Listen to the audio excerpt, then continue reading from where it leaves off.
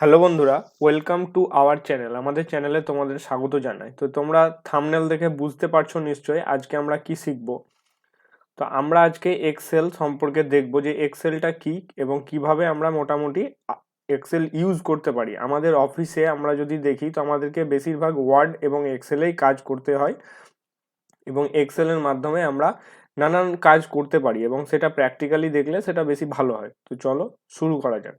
তো প্রথমে এক্সেলটা আমরা ওপেন করার জন্য এক্সেলকে দুইভাবে ওপেন করতে পারি। প্রথমেই যদি তোমার উইন্ডোজ 10 থাকে আর কি তোমার কম্পিউটার ইনস্টল, যেমন আমার এটাতে দেখো উইন্ডোজ 10 আছে এবং এইখানে দেখো একটা অপশন আছে টাইপ হেয়ার টু সার্চ। এই যে এইটাতে এখানে সার্চ করেও আমি এক্সেল নিয়ে আসতে পারি। যেমন এখানে দেখো আমি যদি এক্সেল লিখি, এই যে এক্সেল আমার 2016 আছে, তার জন্য এটা আমাকে দেখাচ্ছে। এখানে ক্লিক করলে আমি এক্সেলটাকে ওপেন করতে পারি। এছাড়াও আমি আর একটা শর্ট ট্রিক বলে দিচ্ছি, যদি খুঁজে না পাও, যদি তোমার কম্পিউটারে এক্সেল অর্থাৎ মাইক্রোসফট অফিস ইনস্টল থাকে তাহলে সেটা ওপেন হবে। তো কি করতে হবে আমাদেরকে, সেটার জন্য তোমার উইন্ডোজ যে কিটা আছে, কিবোর্ডে যে উইন্ডোজ কি দেখো, নিচের দিকে নিচের লাইনে একটি উইন্ডোজ কি থাকে, সেইটা প্রথমে ক্লিক করে তারপর আর ক্লিক করবে। আর ক্লিক করলে রান ওপেন হবে। রানে আমি যদি এক্সেল লিখে সার্চ করি, মানে এক্সেল লিখি আর কি, যেমন আমার লেখা আছে, এবং লেখার পর আমি যদি ওকে বাটন ক্লিক করি, তাহলে আমার কম্পিউটারে যদি কোথাও এক্সেল থেকে থাকে তাহলে সেটা একদম ওপেন হবেই হবে। হ্যাঁ, আর যদি এখান থেকে ওপেন না হয় তার মানে তুমি জানবে যে তোমার কম্পিউটারে অথবা ল্যাপটপে এক্সেল নেই। তো এই হলো, আমরা এক্সেলটা ওপেন করলাম। তো এইভাবে এক্সেল ওপেন করে এটুকু আমরা দেখলাম। এইবার এখানে দেখতে পাচ্ছ যে আমাদের এখানে অনেকগুলো মানে ঘর ঘর হয়ে আছে। এই যে ঘর, এই ঘরের মধ্যেই আমাদেরকে যত ডেটা আছে, অর্থাৎ আমরা যে কোনো কিছু কাজ করতে চাইলে সেগুলোর ডেটাগুলো এখানে নিয়ে আসতে পারি এবং সাজিয়ে কাজ করতে পারি আমাদের নিজের পছন্দ মতো। তো এই অসংখ্য ডেটা আছে। যাই হোক, আমরা এই যে ঘর আছে এগুলোকে এক কথায় সেল বলা হয়। তো সেলগুলো কিভাবে দেখবো, যেমন ধরো আমি যে সেলটা ক্লিক করছি, যেমন এই সেলটা আমি ক্লিক করছি, একটু জুম করে দেখাচ্ছি। একটা যে কোনো সেল আমি এটা জুম করার জন্য ডান দিকে এই যে নিচে দেখো প্লাস জুম ইন আর মাইনাসে জুম আউট হবে। হ্যাঁ, মানে কমে যাবে। আবার আমি জুম ইন করে দেখাচ্ছি। দেখো আমি একটা সেল ক্লিক করলাম, যেমন এইটা। দেখো আমি এটা ক্লিক করার সাথে সাথে ওপরের এই জিটা জ্বলে উঠছে এবং এদিকে এই 7 যে আছে 7 নম্বরটা জ্বলে উঠছে। এবার তোমরা যদি একটু খেয়াল করো, এই যে এই অপশনটা, এই যে এইটা, এখানে দেখো G7 আসছে। হ্যাঁ, অর্থাৎ আমরা এখানে জি জি ঘরের 7 নম্বর সেল ক্লিক করেছি। ঠিক তেমনি এটাও। এবার যদি আমি আর একটা এইচ এর ঘরে ক্লিক করি, এইচ এর 7 নম্বর সেল দেখো H7, আমি H10, এরকম করে এগুলো সেলের এক একটা নাম। এই হলো, এটা হচ্ছে সেল। তো এই হচ্ছে সেল। এরপর ওপরে আমরা যদি একটু দেখি, দেখো সর্বপ্রথম আমাদের ফাইল আছে। ফাইল থেকে আমরা ওপেন করতে পারি, সেভ সেভ সেভ অ্যাজ, এগুলো পরে দেখাচ্ছি। তারপরের যে বাটনটা আছে সেটা হচ্ছে হোম। হোমে আমরা অনেক কিছুই করতে পারি, তো আমি দেখিয়ে দিচ্ছি। ধরো এখানে আমি একটা কিছু লিখলাম, নেম। নেম লিখে আমি এই নেমটা লিখলাম। এবার এই নেমটাকে আমি যদি বড় করতে চাই, তাহলে এই যে এখান থেকে তুমি ডাইরেক্ট সাইজ ক্লিক করে বড় ছোট সব রকম করতে পারবে, সাইজে বড়। এই আবার এই যে দুটো অপশন আছে দেখছো পরপর, আমি একটু জুম করে দেখাচ্ছি। এই যে দেখো দুটো এ, একটা বড় এ, একটা ছোট এ। তো এখানে বড় এতে ক্লিক করলে দেখতে পাবে ইনক্রিজ ফটো ফন্ট সাইজ, অর্থাৎ এখানে তুমি যদি ক্লিক করো তো যতবার ক্লিক করবে এই লেখাটি ততবার বড় হবে, আর তার পাশেরটাতে ক্লিক করলে ততই ছোট হবে। হ্যাঁ, তো এই গেল এই দুটো কাজ। তারপরে এটা হচ্ছে বোল্ড, জানোই নিচের অপশন যেটা আছে, বোল্ড করলে বোল্ড হয়ে যাবে। তারপরে ইটালিক, তারপরে আন্ডারলাইন করলে, এগুলো আশা করি নর্মাল সবাই জানে। তারপরের যে ঘরটা আছে, তারপরের ঘরটাতে আমরা যদি ক্লিক না করি তাহলে ফিল কালার বলছে। দেখো এটা ঘরের কালারের জন্য বলছে। হ্যাঁ, মানে আমরা যদি ঘরটাকে ঘরের ভেতরে ব্যাকগ্রাউন্ড কালার করি তার জন্য। আর তার ঠিক পাশে যেটা আছে রেড কালার দিয়ে, এই যে এইটা, এই যে এইটাতে আমরা যদি ক্লিক করি তাহলে আমাদের যে লেখাটা আছে সেই কালারটি চেঞ্জ হবে। দেখো লেখার কালার কিন্তু আমাদের চেঞ্জ হচ্ছে। ওকে, এই হচ্ছে। আচ্ছা, এই গেল। এইবার পরে একটু চলে আসো, তারপরে দেখো অনেকগুলো অপশন আছে। একটা আছে টপ, এলিগেন্ট, তারপরে আছে একটু মিডল এটা আর কি, তারপরে এটা হচ্ছে বটম। বটম মানে নিচে আর কি, আর টপ মানে ওপরে। এটা যদি তুমি কোনো কিছু লেখা ধরো এখানে লিখেছো, এই লেখাটা যদি ওপরে নিতে চাও একদম ওপরে হেডিংয়ে, তাহলে এইটা, মিডিলে মানে মধ্যে নিতে চাইলে এইটা, এবং নিচের দিক আমি একটু বুঝিয়ে দিচ্ছি। আমি যদি এটাকে একটু নিচে নামাই এরকম করে, এতটা জায়গা এলো, দেখো এই লেখাটা নিচে নেমে আছে, কারণ এখানে ক্লিক হয়ে আছে এই বটম এলিগেন্ট যেটা অপশন আছে, অ্যালিক যাই হোক, এটার প্রোনাউন্সিয়েশন কি আমি বুঝতে পারছি না। এটাকে আমি যদি ক্লিক করি এইখানে, তাহলে এটা মিডিলে চলে আসবে, কারণ এটা সেন্টার হয়ে আছে। আর এটাকে যদি আমি টপ মানে টপ করি, তাহলে একদম ওপরে চলে যাবে। আশা করি বুঝতে পারছো। আচ্ছা, তারপরের গুলো তো জানো, তারপরের এই কলামটাকে আমি আরেকটু বড় করছি। তারপরেরটা দেখো, এটা হচ্ছে কি লেফট, অর্থাৎ বাঁ দিকে থাকবে। আমি যদি চাই যে না বাঁ দিকে না, সেন্টারে একদম মধ্যে, তাহলে মধ্যে। আর এটা চাইলে এটা ডান দিকে। আচ্ছা, এতটা আমরা শিখলাম। ওকে, এইবার আমি আর একটা জিনিস দেখাচ্ছি, যেটা আমরা সচরাচর ফেস করে থাকি এবং আমরা বুঝতে পারি না যে এটা আমাদের কি করে হচ্ছে। এক মিনিট, এটা ঠিক করে দিই। ধরো আমি এখানে কিছু একটা লিখলাম,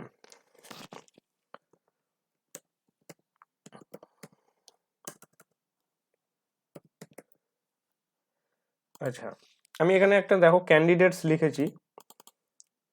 আচ্ছা, তার আগেও একটা কিছু লিখে দিচ্ছি, নেম অফ দ্য ক্যান্ডিডেটস। আচ্ছা, নেম অফ দ্য ক্যান্ডিডেটস লেখার পর তুমি দেখো যে আমার যখনই আমি ক্লিক করছি, তখন এটা এই সেলটা ক্লিক হচ্ছে, কিন্তু অ্যাকচুয়ালি সেলটার ভেতরে যেটা আমি লিখেছি সেটা অনেকটা বড়। এবার আমি চাইছি এই পুরো লেখাটা যেন এই একটা সেলেই আসে। এবার আমি এটাকে দুটো ভাবে করতে পারি, যেটা একটা এটা ঠিক পদ্ধতি নয়, যে আমি যদি এটাকে এভাবে টেনে নিয়ে যাই তাও হবে, এরকম করে বড় করে, তাহলে দেখো একটা সেলে চলে এলো। অথবা আমি আর একটা কাজ করতে পারি, সেল যেখানে আছে তেমনই থাকলো, আমি লাড়বো না, কিচ্ছু করার দরকার নাই আমার।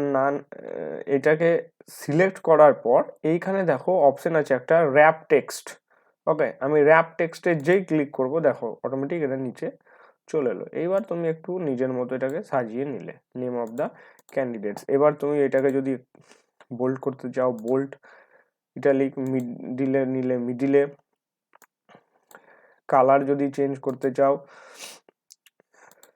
কালার তুমি চেঞ্জ করলে, এবং ব্যাকগ্রাউন্ড কালার আগেই দেখিয়েছি আমরা কিভাবে চেঞ্জ করতে হয়। চেঞ্জ করতে চাইলে এই এই হচ্ছে আমাদের এখানকার মানে হোমের মোটামুটি একটি সেটিং। আরো অনেক সেটিং আছে সাইডে, এগুলো আস্তে আস্তে শিখতে হবে। তারপরের অপশনটা দেখো, তারপরে যেটা দিয়েছে সেটা হচ্ছে ইনসার্ট। ইনসার্ট মানে নিয়ে আসা, তুমি যে কোনো কিছুকে এখানে নিয়ে আসতে পারবে। অর্থাৎ প্রথমেই দেখো অনেকগুলো অপশন দিচ্ছে, টেবিল আছে, হ্যাঁ, তারপরে বিশেষ করে এখানে যেটা দরকার হয় সেটা হচ্ছে পিকচার। দুটো আছে পিকচার অপশন, যদি লক্ষ্য করো দেখো, একটা আছে নর্মাল পিকচার আর একটা আছে অনলাইন পিকচার। অর্থাৎ তুমি যদি অনলাইনে সার্চ করেও কিছু নিয়ে আসতে চাও, এখানে সার্চ নিয়ে আসতে পারো। আমি যদি একটা কিছু পিকচার নিই,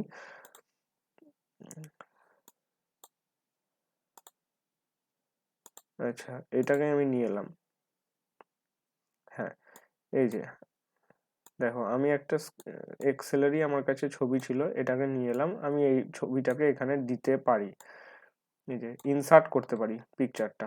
বুঝতে পারলে এটা এটার কাজ এই হলো। তারপরে আরো অপশন আছে, এই যে এখান থেকে আমরা নানান ধরনের চার্ট এগুলো তৈরি করতে পারি, যেগুলো 3D মডেলের চার্ট আমরা দেখতে পাই, সেইগুলো তো এগুলোর জন্য আলাদা আলাদা করে ভিডিও তৈরি করতে হবে, কারণ এগুলোতেই অনেক টাইম লেগে যাবে। আচ্ছা, এইবার আসি পেজ লেআউট, যেটা সব থেকে আমাদের প্রবলেম করে। আমরা কখনো কিছু এক্সেলে কাজ করছি, প্রিন্ট করার সময় দেখবে অর্ধেক আসছে অর্ধেক আসে না, খুব সমস্যা, মানে এই সমস্যাটার মধ্যে পড়ি। তার জন্য প্রথমেই তোমাকে যেটা ক্লিক করতে হবে, দেখো প্রথমেই আছে মার্জিন, এই যে দেখিয়ে দিচ্ছি, এই যে মার্জিন, এই যে মার্জিন, হ্যাঁ, এই মার্জিনে ক্লিক করে দেখো সবসময় এটা নর্মাল থাকে, তোমাকে একটু ন্যারো নিতে হবে। ন্যারো মানে কি, নর্মাল মানে মার্জিনটা বুঝতে পারছো তো, জুম করলে জিনিসটা দেখতে পাবে, এই যে একদম চারিদিকটা কেটে একদম মধ্যে একটা নেওয়া যায় আর কি। এটার একটা মানে টপে দেখো কতটা কাটবে, 1.91 সেন্টিমিটার, লেফটেও কাটবে 1.78 সেন্টিমিটার, এরকম করে কাটে। তো এটা ন্যারো অনেকে নেয়, ন্যারো নিলে কি হয়, মার্জিনটা একটু ছোট হয়ে যায়। এই যে দেখো, আচ্ছা আমি যখনই এটাতে ক্লিক করেছি, এই পাশে দেখো একটা যে চিহ্ন চলে এসেছে, বুঝতে পারছো? এই যে জে আর কে এর মধ্যে দেখো একটা কাটা কাটা চিহ্ন চলে এসেছে। এই কাটা কাটা চিহ্নটা হচ্ছে তোমার পেজ লেআউটের, অর্থাৎ এখানে তোমাকে ইন্ডিকেট করছে যে আপনার পেজ এতটাই। এবার তুমি যখনই পেজের নিচে স্ক্রল করবে, তাহলে তোমার কতটা একটা পেজ দেখো তুমি বুঝতে পারবে। এই যে এতটা আমার পেজ, এটা আমাকে মানে কম্পিউটার বলে দিচ্ছে যে আপনি যখনই এটার এই বাইরে চলে যাবেন তখন কিন্তু আসবেন। আমরা হয়তো এখানে একটা কিছু রেখেছি, দেখো এই এই বাঁ সাইডটা একটা পেজ, কিন্তু আমি যখনই এটাকে এখানে রাখবো তখন এই অর্ধেক আসবে আর বাকিটা আর আসবে না প্রিন্টে। এটা একটা পদ্ধতি। আচ্ছা যাই হোক, তারপরে তুমি চাইলে কাস্টম মার্জিনও করতে পারো। মানে কাস্টম মানে কি, অনেকে নেয় কি একদমই নিব না আমি মার্জিন, একদম সেম টু সেম, তখনও এই কাস্টম মার্জিনে ক্লিক করে তুমি টপ, হিডার, রাইট, লেফট এগুলো সব 0 করে দিতে পারো। তাহলে একদম তোমার মার্জিন পাবে না, তুমি যখনই প্রিন্ট করবে ওই পেজটা ডাইরেক্ট পুরো প্রিন্ট হয়ে আসবে। ওকে, তারপরে দেখো ওরিয়েন্টেশন। ওরিয়েন্টেশন একটা হচ্ছে পোর্ট্রেট আর একটা হচ্ছে ল্যান্ডস্কেপ। পোর্ট্রেট মানে হচ্ছে তুমি তোমার আমি বুঝি শর্টকাট ভাবেই বলছি, তোমার যে A4 সাইজ পেজটা থাকে সেটা তুমি যদি ডাইরেক্ট প্রিন্ট করো তাহলে সেটাকে A4 মানে পোর্ট্রেট বলে, তুমি ছবিতেই দেখে বুঝতে পারছো। আর ল্যান্ডস্কেপ মানে হচ্ছে সেটা ঘুরিয়ে তুমি যদি প্রিন্ট করো, অনেক টাইম আমাদের অনেক ডেটা হয় যেটা ল্যান্ডস্কেপেই বার করতে হয়, তখন সেটা আগে থেকে পেজটা সিলেক্ট করে নেবে। এই যে এখান থেকে আমি ল্যান্ডস্কেপও করে নিতে পারি, ল্যান্ডস্কেপ করলে এই সাইজটা এদিকে বেড়ে যাবে। তারপরে সাইজ দেখো, সাইজ মানে তোমার পেজটা কি পেজ, তুমি যেটা প্রিন্ট করবে, লেটার না লিগাল, বিশেষ করে আমাদের A4 হয়, A4টা সিলেক্ট করে নিলাম। এই হচ্ছে আমাদের বিশেষ করে এখানে এটা কাজ। তারপরে ফর্মুলাজ আছে, ফর্মুলাজ নিয়েও আলাদাভাবে ক্লাস করব। তো ফর্মুলাজটা আমি একটু জাস্ট খুব সংক্ষেপে দেখিয়ে দিচ্ছি যে ফর্মুলাজগুলো কি করে হয়। ধরো কথার মানে আমার এখানে একটা ডেটা আছে, আমি খুব সহজ ডেটাটাই দেখাবো, কারণ এখানে অত, আচ্ছা 1 থেকে 10 অবধি আমি টানলাম। হ্যাঁ, আমি এখানে হয়তো যোগ করব। তো যোগ করার জন্য এক্সেলের যেটা নিয়ম সেটা হচ্ছে তোমাকে ফর্মুলা দেওয়ার জন্য সর্বপ্রথম যেটা করতে হবে সেটা হচ্ছে তোমার ইকুয়াল চিহ্ন, ইকুয়াল যেটা আছে অর্থাৎ সমান, যেটাকে আমরা বাংলায় বলি, সেটাকে আগে দিতে হবে। সমান দিলাম, সমান দেওয়ার পর আমরা যদি এটাকে দুই ভাবে করা যায়। একটা হচ্ছে এই যে বাঁ দিকে দেখো অটো সাম আছে, অটো সাম যদি আমি ক্লিক করি তাহলে এগুলোর সব যুক্ত বেরিয়ে যাবে। অথবা আমি যদি এটাকে একটা একটা করে করি, যেমন ধরো একটা একটা করে যদি আমি সিলেক্ট করি, এটা প্লাস এটা প্লাস এটা প্লাস এটা plus 5 plus 6 plus 7 plus 8 plus 9 plus 10, আমি যদি এন্টার মারি, দেখো এখানে অটোমেটিক চলে এসেছে এটা 55। আমি এর পাশে আর একটা নিয়ে দেখাচ্ছি অটো সাম দিয়ে। আমি যদি 10 দিলাম, প্রথমে আমি অল সিলেক্ট করলাম। হ্যাঁ, আমাকে কিন্তু অল সিলেক্ট করতে হবে, নাহলে হবে না। মানে আমি এই অল সিলেক্ট করার মানে কি, আমি এই কটাকে যোগ করতে চাইছি। সিলেক্ট করলাম, অটো সামে ক্লিক করলাম, সাম, অ্যাভারেজ সবগুলো অপশন দিচ্ছে, আমি সেটা দেখাচ্ছি। আমি যদি সাম করি, দেখো এখানে কি চলে এলো 55, অর্থাৎ এটার যোগফল তোমার 55। এবার আমি আর একটা জিনিস দেখাচ্ছি, ধরো এটাকে আমি ডিলিট করে দিলাম। আচ্ছা, আমি আবার সিলেক্ট করলাম অলগুলোকে, এখানে অটো সামে গেলাম, এখানে তিনটে অপশন, এখানে অনেকগুলো অপশন আছে। যেমন আমি যদি অ্যাভারেজ মারি, মানে এই সব নম্বরগুলোর অ্যাভারেজ কি, তাহলেও এখানে বেরিয়ে যাবে। দেখো 5.5, এটা তুমি চেক করে দেখতে পারো। যেমন এটা 55 আছে, 55কে তুমি যদি 10 দিয়ে ভাগ করো তাহলে 5.5ই আসবে।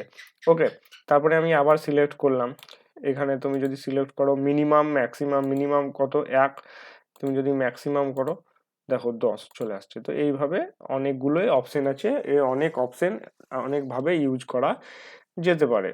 ওকে, এবার আসি সেভে। তো সেভ করার জন্য আমাদেরকে ফাইলে যেতে হবে, সেভ অ্যাজ এ প্রথমে ক্লিক করতে হবে। সেভ প্রথমে কোনো ডেটা, যদি এই ডেটাটা আমার কাছে নাই, আমি প্রথম এক্সেল খুলে এই ডেটাটাকে তৈরি করলাম, এবার আমি এটাকে কি করব, সেভ করছি। ওকে, ব্রাউজ করলাম, ব্রাউজ করে আমি হয়তো এটাকে ডেস্কটপে